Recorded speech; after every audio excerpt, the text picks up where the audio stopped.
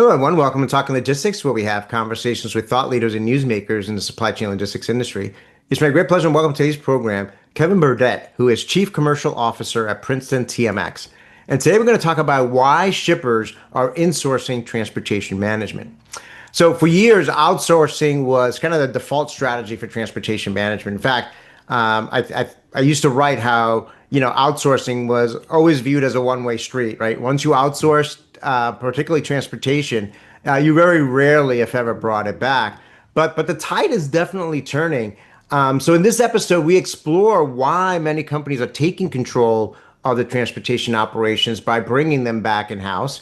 So what's driving this shift? How are technology, talent, and AI enabling smarter, faster, and more resilient logistics? And what should leaders consider before making the insourcing leap? So those are some of the questions we're going to address in today's episode. And it's great to have Kevvon on the program to share his insights and advice on this topic. So Kevvon, welcome to the program. Well, thanks, Adrian. I really look forward to the topic and our discussion today. It's kind of interesting, for those folks who know me.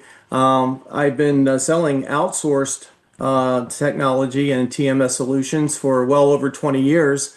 But I do see a shift in the industry. I see a shift, based on different things, with the technology and people. And so I look forward to our conversation and be able to address some of these areas.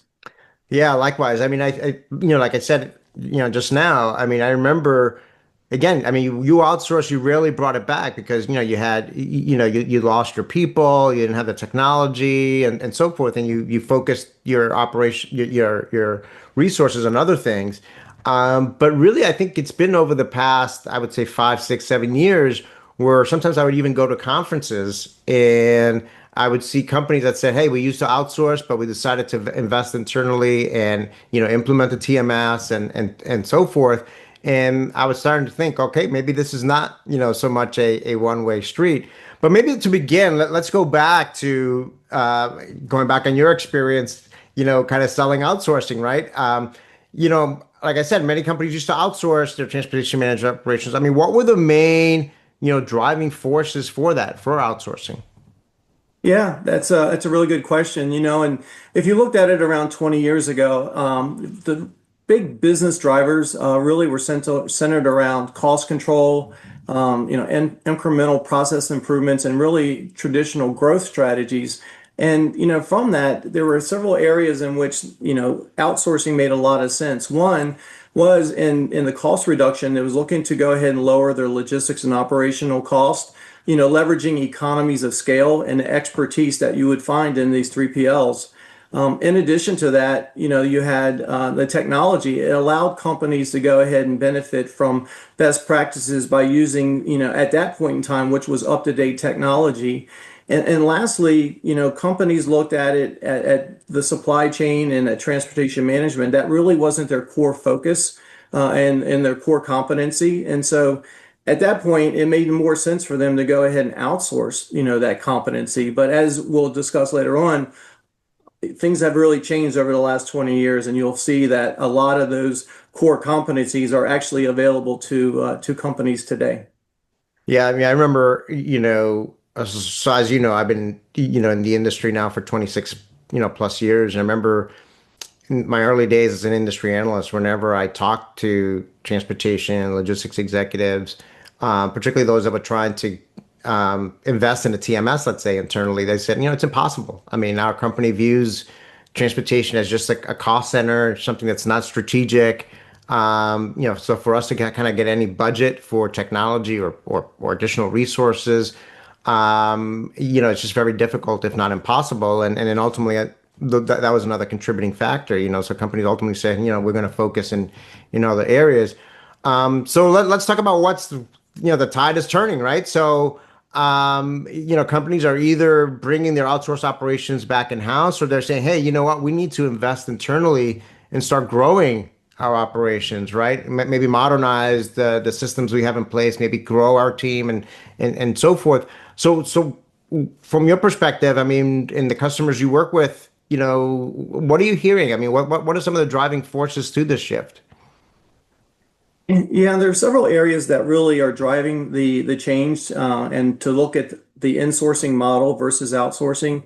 And I think it really begins with, companies are looking for greater control and visibility of their network. And so, through that, it allows them to go ahead and monitor, the logistics processes more closely, ensuring that they're in compliance. The second area really is around, the speed and agility and resilience. Companies are looking to reduce, their lead times, optimizing their routes and things of that nature. And so the agility enables, faster decision making and execution, which is critical in today's environment.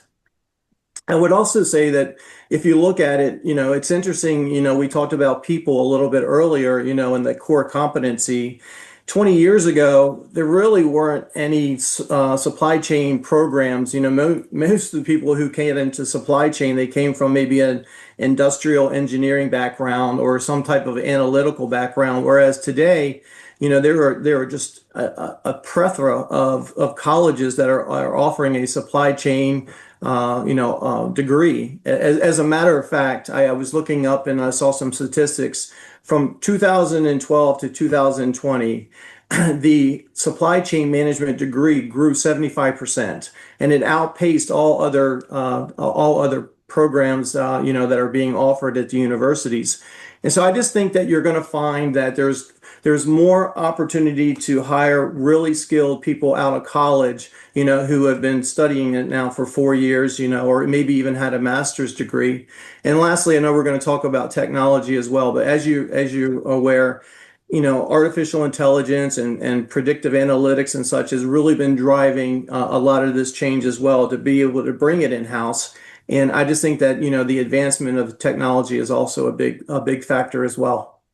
Yeah, it's a great point about the people aspect. I mean, I often say that to your point, a lot of the folks in this industry that are like your age and I'm my age and been around for a long time, they kind of fell into this industry, right? So I'm an engineer by background. So I meet a lot of folks that are in supply chain logistics roles that are either engineers or they started in manufacturing, or they might be operations research folks, right? But none of them really studied supply chain management or logistics in college just because those degrees weren't, available. And there was low visibility to this career path back when, we were in college. And to your point, fast forward to today, and there's a lot of great programs out there. And it's an area that, a lot of folks entering college are seeing as a great opportunity for a career moving forward. So to your point, I think the pool of folks that at least have an academic background in here that can, come in and start, applying their learnings, that learning curve is so much faster now because of that. I think the other aspect of it, and we used to talk about the Amazon effect, and I think that's another factor here because I think, we talked earlier how cost was kind of a main driver, right? Cost reduction, logistics was used as a cost center, not really strategic. And I think what Amazon did, obviously in the parcel world, but I think this exploded into the full freight world as well, is that logistics transportation became a strategic competitive differentiator, right? If you could provide that visibility, if you can provide that predictability and reliability around shipments. So we started to expect in the business realm what we started to expect in the consumer world. So I think that was, another aspect as well, is that companies started saying, hey, you know what? It's not just about, obviously, cost is always going to be important in managing costs and keeping it as low as possible. But it's to say, hey, we can actually use transportation as a competitive differentiator and a way to, perhaps capture market share for our competitors that can't meet the same levels of service that perhaps we can, by investing in this area. So I think that's where a lot of companies are saying, you know what, in order for us to do that the most effectively as possible, we need to have, again, control, more direct control over this operation. So I know for a lot of the companies that I talk to, that was another element as well. Do you see that as well? Yeah, that's an excellent point, and I do see that as well. That the decision making and the cultures of organizations, they want to make sure that they're aligned, with their people. And there's sometimes, when you look at the outsource, you're actually just inserting, another party, in between that decision making. And so a lot of folks they're looking to be able to use that as a competitive advantage, and they don't want to be able to share that, some of their inside secrets, let's say, with others as well. They want to go ahead and keep it in-house.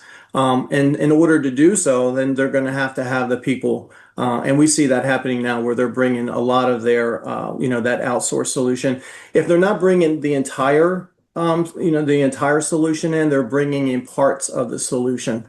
Where it could be even start out as a hybrid model where they are still outsourcing some segments of it, but some of the ones that are the most important to them and is driving their strategy, they want to go ahead and bring that in-house. Right, right. So let's talk about technology now. And again, I think, like I mentioned, 20 years ago, it was very difficult to get budget to implement the TMS. And the reality was, a lot of these CMS solutions were on-premise solutions, just like everything else. You were talking about like $1 million license fee and another $2 million to implement, which is why, really only the largest of the large companies were able to afford, these solutions. Over time, obviously, transportation management systems were one of the first application areas that went the software as a service model, cloud and so forth. So those, the TMSs in general have become just much more affordable and accessible to companies of all sizes today. So that no longer, in my view, should be a hurdle to, bringing that in-house. But let's talk about if you are bringing the solution, you are bringing your operations back in house and you need to either upgrade your existing TMS or you're going to start looking at a TMS for the first time. I mean, what features or capabilities make insourcing, should they look for to make insourcing, both scalable and effective? Yeah, it's a really good question. And I think, when you step back, I think it really begins with the architecture of the TMS. To your point earlier, in the old days, there were the clunky systems where you almost had to adapt your processes to the technology.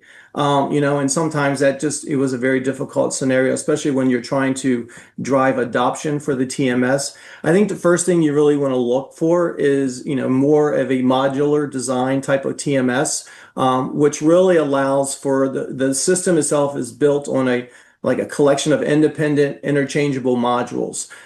This is really allows you then to communicate, with the different interfaces. It allows companies to add or remove or upgrade functionalities, and you can do so in a very nimble way. So what you'll see through a modular system is one where you'll have a lot of flexibility within the processes, within the technology itself. It's scalable. The other piece to that is that it's very customizable, and that's really important if you're looking to adopt, the technology to your business processes. Once you get past the modular design of it, I think, you also need to look at a system that is highly configurable. I think it's really important. A lot of times what I've seen is that, they adopt a system, yet they aren't using the system to its fullest capabilities, and adoption is really important because you want to be able to go ahead and maximize it as much as possible. So having a system that's very configurable is really important. And then lastly, it's important to have, we call it table stakes type of function and features today, that has a module in there to help you with your carrier management. There's a module that helps you with your optimization. You have the real-time tracking and visibility. And also you have some really good, strong reporting and analytics that you can capture from data. I think those are things that are really important within the system as well. Yeah, you brought up a good point because I think a lot of folks, when they put out an RFP for a TMS, right? They naturally are going to focus on the features and functions, right? In terms of the optimization and visibility and carrier management or procurement, looking at the different life cycle aspect of it. But you brought up a great point, which is about the kind of the architecture piece of it, because as you said, historically with some of the older, more inflexible solutions, you either had to modify your processes to fit the solution, which in some cases wasn't bad because maybe, a lot of these solutions were built with kind of a best, quote unquote, best practice workflow and systems. But, there were a lot of cases where, you really were different. You really did things a little bit different. Maybe your industry is different than what this TMS was designed originally for and so forth.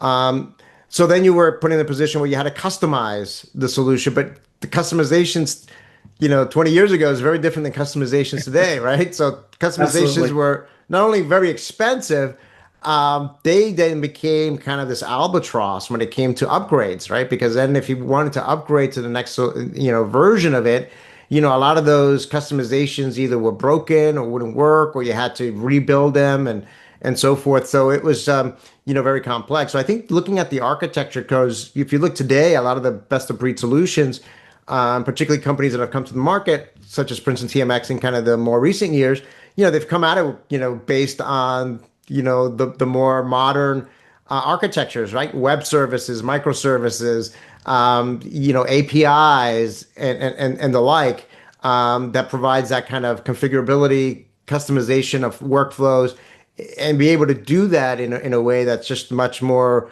scalable, efficient, and cost effective than it was 20 years ago. So it's not only just the features and functions, and those are important, obviously, at the end of the day, but it's also, understanding how the solution is built.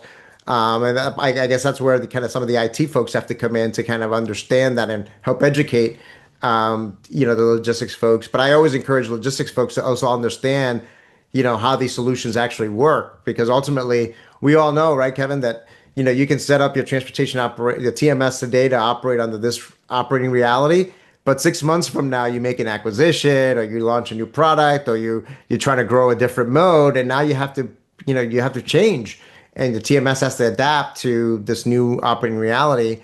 So that should be one of the questions: is how, if asking what if questions, right? If now I am going to introduce rail, which I've never done before, or if I'm going to do more parcel, or if I'm going to do international, how can I use this solution, and how quickly, cost effectively can I adapt this to be effective in a new operating environment, right? It's so interesting you say that, Adrian. What I've noticed, and I even wrote a white paper several months ago. It was on, I called it the Frankenstein effect, and it's really about the systems and how fragmented our systems are. Because of the older systems, you may have one system that is doing visibility for you. You may have another one that is managing your fleet. You may have another system that is that's doing some things around your carrier management. And so what happens is, and you just continue to add all these different pieces onto your TMS platform. And what ends up happening is that you have a suboptimal system because they can't talk to each other. And so when you're really trying to get a really good understanding of the visibility of your entire network, it's very difficult to do so, because you're not pulling all that information from one system.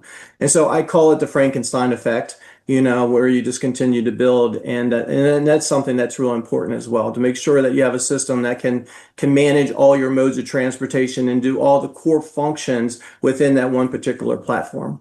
Right, right. Yeah, I love that the Frank, and then there's a lot of companies out there with Frankenstein in their operations.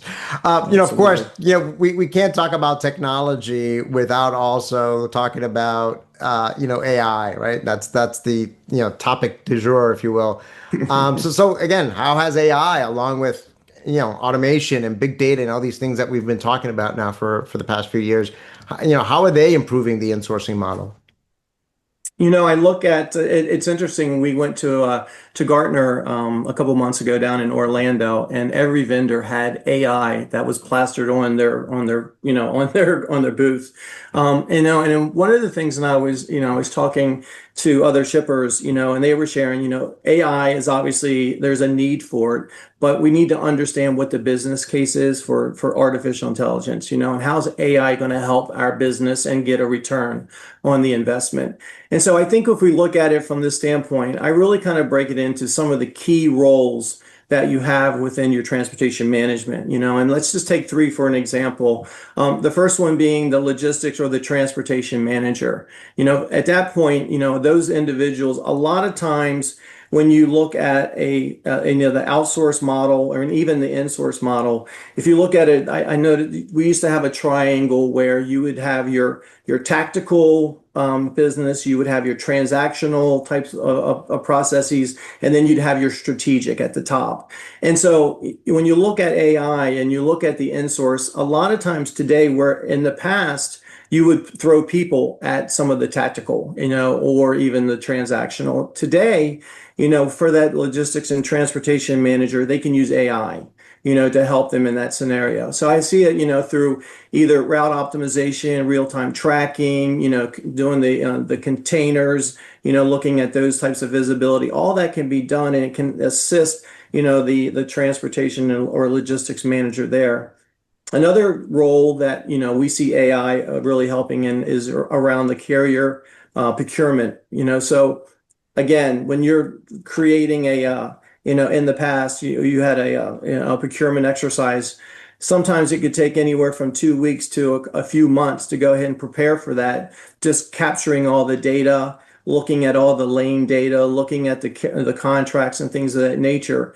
Whereas today, through the use of AI, you're able to go ahead and do a lot more evaluation, do a lot more benchmarking to understand where are your challenges at lanes, the challenge in your lanes or service. And then you can go ahead and do that, within a couple days, if not just a couple hours, versus it being, a longer period of time. And then the last role that we see also is probably around that supply chain manager. And this one really looks at it from the broad, bigger picture, the strategic standpoint. They're having more visibility around their network, and looking at what does my workflow automation look like today? How can I go ahead and improve it by using AI tools, versus using people? So those are like just three different examples of roles that are within the insource and outsource model, where we can go ahead and use AI to help to drive ROI for a shipper.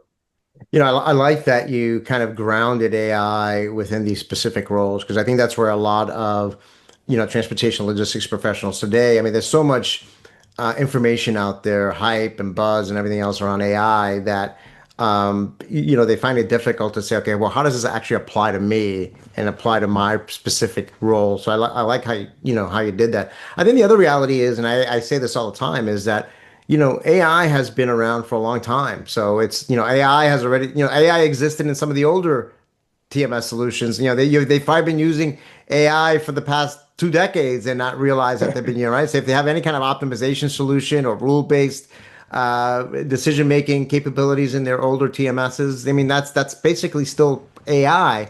But I think what a lot of folks focus on today is kind of the newer flavors, if you will, the agentic AI, the generative AI.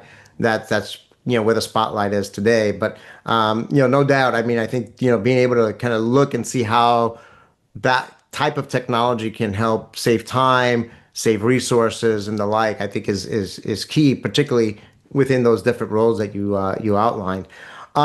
So we kind of touched upon this already a little bit, but maybe there's more to add here. I mean, we all know that successful transportation management depends more than just on technology and AI and everything else. I mean, it also relies on really having the right people, in place. Because at the end of the day, it's still a people business, still a relationship business, relationship internally with the different functional groups inside the company, as well as relationship with carriers and external parties.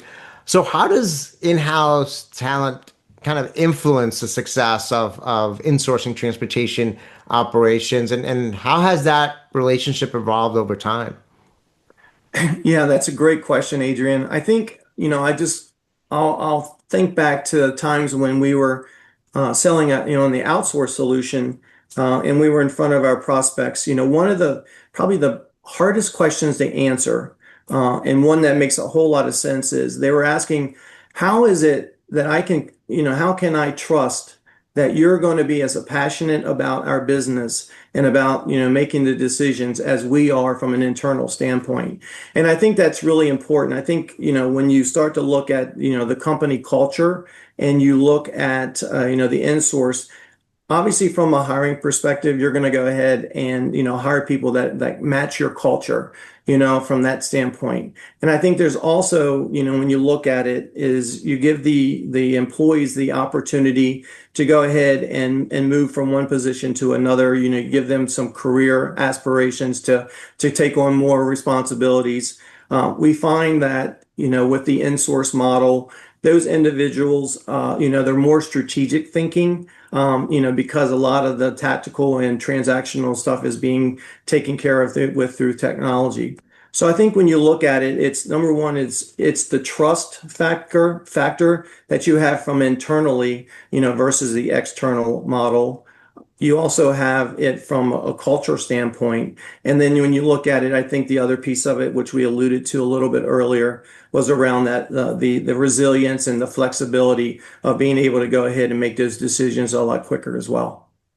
Yeah, I mean, you brought up company culture, and I think that's a key point here. I think, I think it's going to be critical for the success if the company culture um, rewards innovation and proactiveness in transportation and logistics, right? Where the company culture is not about, hey, this isn't something that's not core to our company. This is something that's just going to be a cost center. It's not high on the priority list. I think those are not going to be areas that are going to be successful. No one's going to want to join that kind of a company culture team. But if they see that, hey, here's a company that's viewing, like we talked about earlier, that's viewing transportation and logistics as core to meeting our strategic objectives, that it's core, that it's going to be investing in technology, right? Modern technology so that we can keep pace, with our customer expectations and, the ability to meet our team objectives. I mean, those are going to be the companies I think that these young professionals that you were talking about before are going to want to join, right? So the company culture really has to shift from that.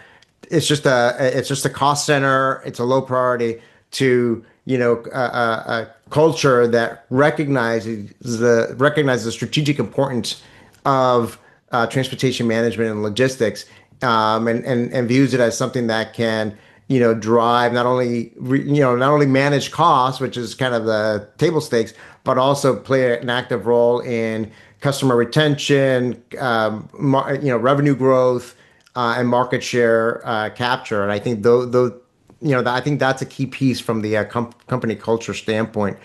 Kevin, I mean, we can talk for hours here about this topic, but I think we've covered a lot of ground, so far. I think you provided some great food for thought. So maybe as a way to wrap up, I mean, if a company is looking to insource their transportation management operations, I mean, what are the key steps, to that journey, and any mistakes or pitfalls that they should avoid?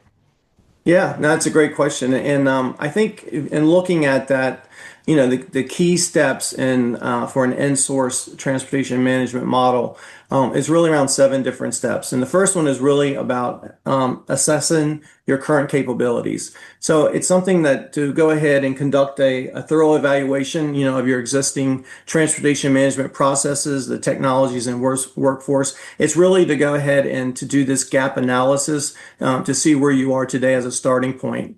From there, then it's about going and defining what does the target state look like. So really being able to clearly articulate your desired future performance. This really includes service levels, operational capabilities. It's important to be able to define what those are.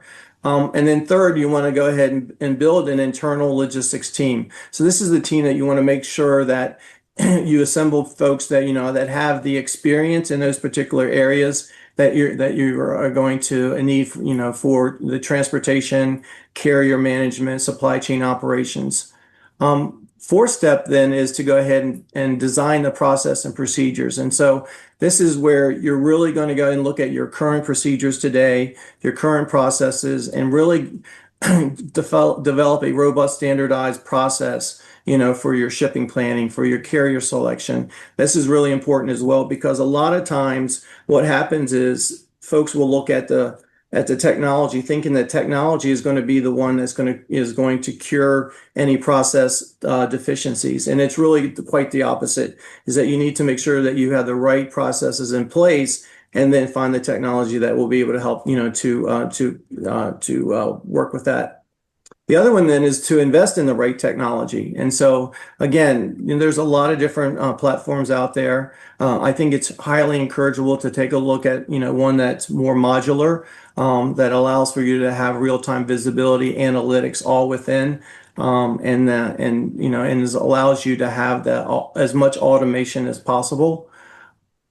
A lot of times in this other one, which is really the sixth, is looking at the carriers, understanding the carriers are the lifeblood of any transportation management. You need to have carriers. And so it's really about establishing a really good carrier relationship, and being able to go ahead and monitor that also within your TMS. And then lastly, it's around, monitoring, measuring, and always looking to continuously improve. And so that's really probably the seventh step, which is probably but the most important, is like, how am I going to measure the success of our program?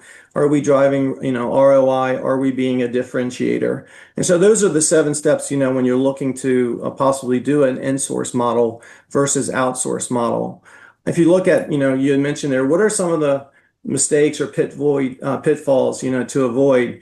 It's really one of them is underestimating the resources that are going to be needed to go ahead and do this evaluation. It's a big step for a lot of companies. A lot of them, number one, they may not have the expertise in house to go ahead and help with that business case or evaluation. So that's one area, and then the other one is really, do you have the skill set in-house, for training? Because that's the other thing, you want to have continuous in training. So I think, if you look at it, those are some of the pitfalls. I alluded to how important having really good, robust processes in place is another area as well. Well, you definitely provided us a great roadmap there and a lot of great questions and things for companies to consider as they embark on this journey. So, Kevin, with that, again, thank you very much for making the time to be with us today. Thank you, Adrian. I really appreciate it. And, I think this is a great forum. Again, if there's anyone has any questions, I'm sure we'll be able to provide them some information on how they can reach out to us. So thanks again, and have a great day. Yeah, well, thank you, Kevin. And as Kevin said, I mean, if you're watching this episode on demand, either at the Princeton TMX website or on Talking Logistics, and you've got a question or a comment for him, feel free to respond via that medium, and I'm sure he'll be more than happy to respond. So again, thank you for joining us, and look forward to seeing you in a future episode of Talking Logistics. Have a great day.